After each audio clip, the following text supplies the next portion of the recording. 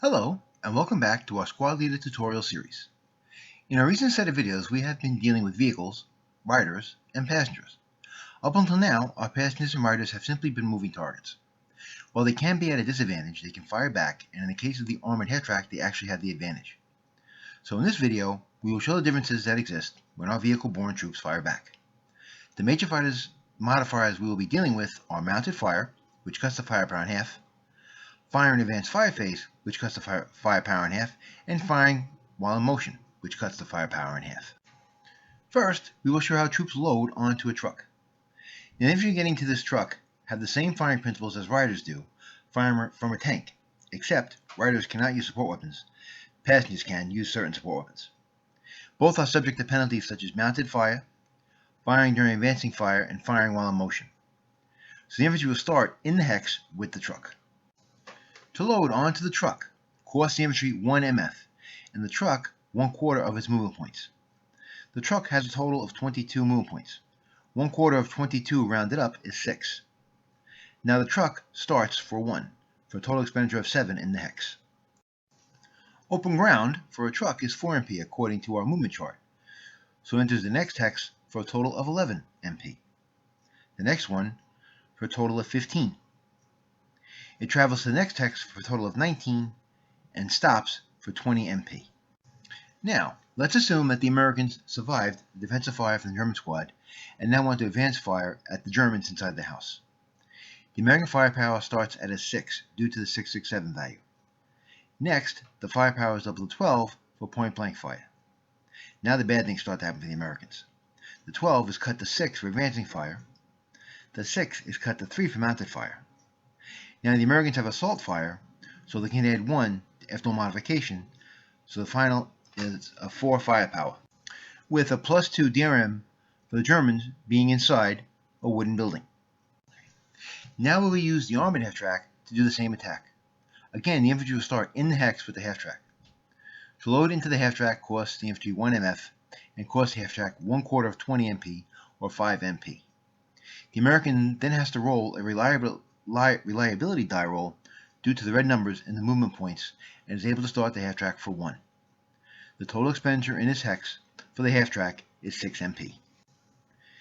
It moves into the next hex for a total of 7 MP, then into the next one for 8, and finally into the next one for 9, and the half-track will stop there for a total of 10 MP.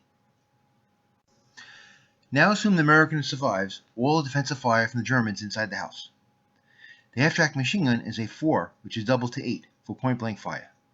The American squad has a firepower of 6, doubled to 12 for point-blank fire.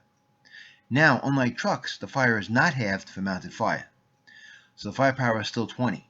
Now the 20 is halved for advancing fire for a total of 10. The Americans add 1 for their assault fire to an 11. It still does not make it to the 12 column, so now the half-track and the American 667 fire on the 8 firepower column with a +2 DRM for the house. You can see how the half-track is better at moving and firing an infantry than the truck could ever be. Now, if this half-track was in this position during the American prep fire phase, the firepower would have been doubled to a 20 because the machine gun from the half-track can fire group with the infantry it is carrying. Also, if there was a leader in the hex, in the half-track, he can modify the shot as well. Now, one more advantage that with armored half-tracks. They can fire group like infantry along with the infantry they are carrying. So in this example, if there was a second half-track, then it could fire group with our present half-track with a total firepower of 40 plus 2 DRM. That is a nasty attack. Now we'll do a quick review with regards to riders and passengers. Riders are riding on tanks and SP guns. Their firepower is halved for mounted fire and they cannot use support weapons.